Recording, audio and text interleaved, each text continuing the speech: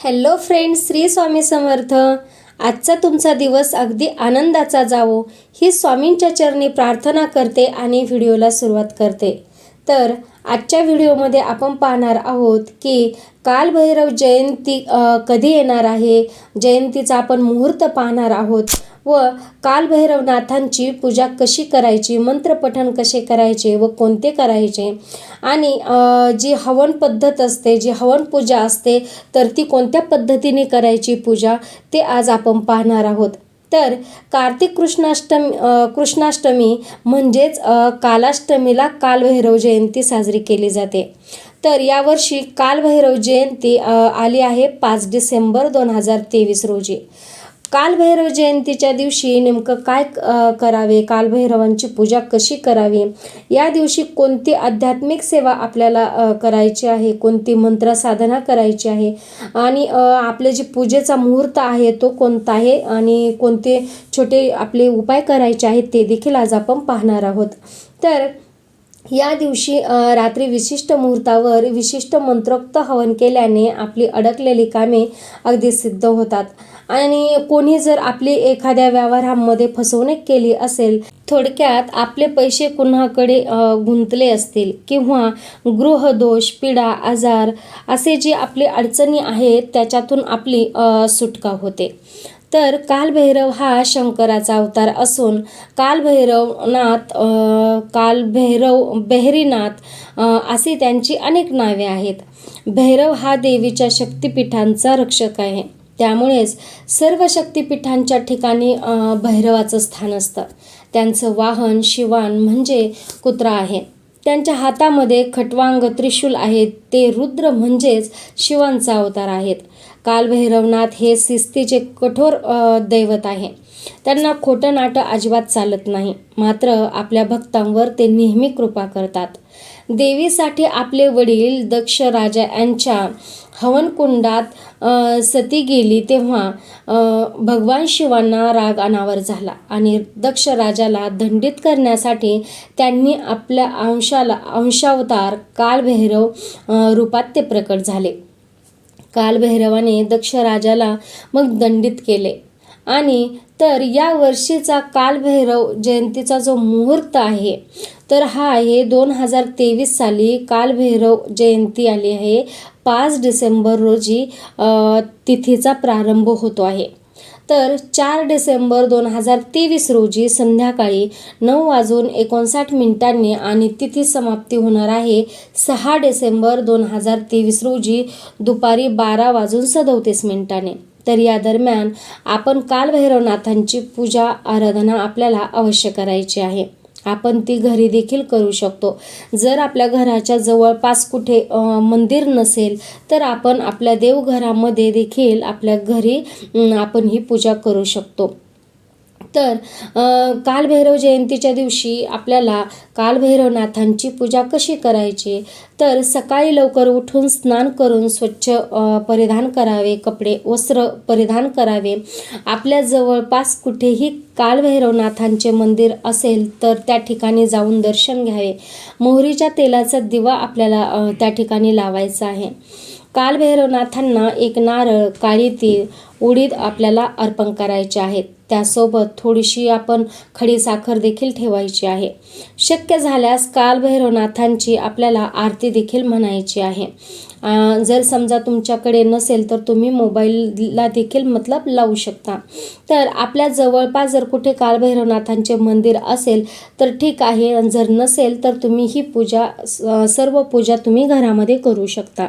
तर आपल्याला कालभैरव जयंतीच्या दिवशी कोणते स्तोत्र व मंत्रपठण करायचे आहेत ते आपण पाहणार आहोत. या दिवशी कालभैरव अष्टकांचे आपल्याला 11 पाठ करायचे आहेत आणि यानंतर 11 जरी नाही जमले तर कमीत कमी 1 पाठ तरी मनापासून करायचा आहे. त्यानंतर ओम कालभैरवाय नमः या मंत्राचा जप देखील तुम्ही करायचा आहे आणि ओम नमः शिवाय या मंत्राचा देखील आपल्याला जप करायचा आहे. त्यानंतर महामृत्युंजय मंत्र, ओम त्र्यंबकम यजामहे सुगंधिम पुष्टिवर्धनम उर्वारुकमिव वंदनात मृत्योर्मोक्षीयमामृतात. तर या महामृत्युंजय मंत्राचा देखील शक्य होईल तितका तुम्ही पाठ करायचा आहे. त्याचप्रमाणे या दिवशी भैरवनाथांचा संकटनाशन जो अतिशय प्रभावी असा मंत्र आहे, ओम होम शम गम गम शम खम महाकाल भैरवाय नमः.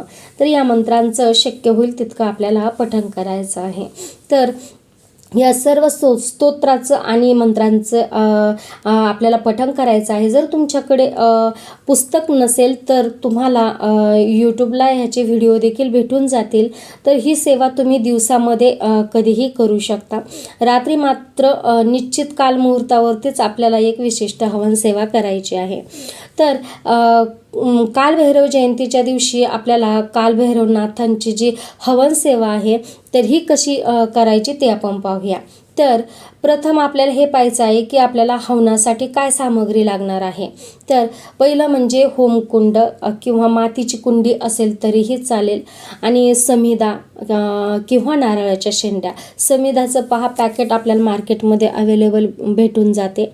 त्यानंतर शुद्ध दूध आणि 1.25 पावशेर अख्खे उडीद व 50 ग्रॅम काळे तेल. आणि हवनाची पद्धत आपण जाणून घेऊया.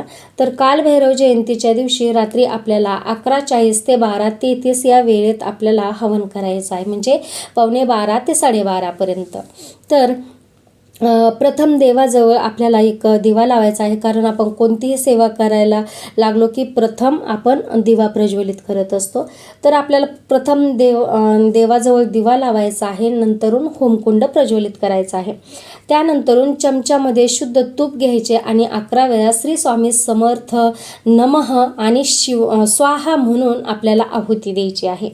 त्यानंतरून चमच्यामध्ये किंवा हातामध्ये थोडेसे काळे तीळ घ्यायचे आहेत आणि ओम श्री कालभैरवाय नमः स्वाहा म्हणून 21 वेळा आपल्याला ह्याचे देखील आपल्याला आहुती द्यायची आहे.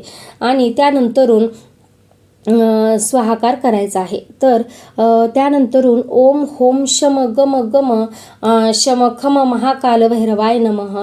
तर या मंत्राचा देखील स्वाहाकार आपल्याला 21 वेळा करायचा आहे.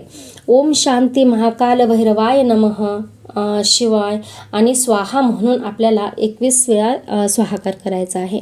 तर शेवटी 1.25 पावशेर अख्खे उडीद थोडेसे हातामध्ये घ्यावेत किंवा चमच्यामध्ये घेऊन ओम काल भैरव अष्टक म्हणून स्वाहा करायचा आहे, आणि हा देखील स्वाहाकार आपल्याला 21 वेळा करायचा आहे. तर जे हवनचे जे महत्त्व आहे तर हे जे दुष्ट प्रवृत्तींना कठोर शासन करण्यासाठीच कालभैरव हे अवतरले होते. त्यामुळे आपण जर कालभैरवनाथांची अशा पद्धतीने सेवा केली तर आपली जर आपली जी अडचणी असतात, सर्व प्रकारच्या जे बी अडचणी आहेत तर त्या पूर्ण अडचणींचे निरासन होते, सर्व संकटापासून रक्षण होते. आणि जी हवनाची राख जी आहे ती दुसऱ्या दिवशी आपण आपल्या घरामध्ये थोडी अशी शिंपडून, थोडीशी घराच्या बाहेर शिंपडून, जी आपल्या घरासमोर झाडं असतात तर त्या झाडामध्ये तुम्ही ती राख टाकू शकता, कारण ती झाडांना राख चांगली असते, त्याचे खत बनून जाते. तर अशा पद्धतीने आपल्याला कालभैरवनाथ जयंती साजरी करायची आहे, ही सेवा करायची आहे, अशा पद्धतीने आपल्याला हवन करायचं आहे. तर आजची माहिती तुम्हाला कशी वाटली जरूर कळवा. व्हिडिओ जर आवडला असेल तर व्हिडिओला लाईक शेअर जरूर करा आणि चॅनलला सबस्क्राईब करा. भेटूया अशाच नवीन एका माहितीसोबत पुढच्या व्हिडिओमध्ये. तोपर्यंत श्री स्वामी समर्थ.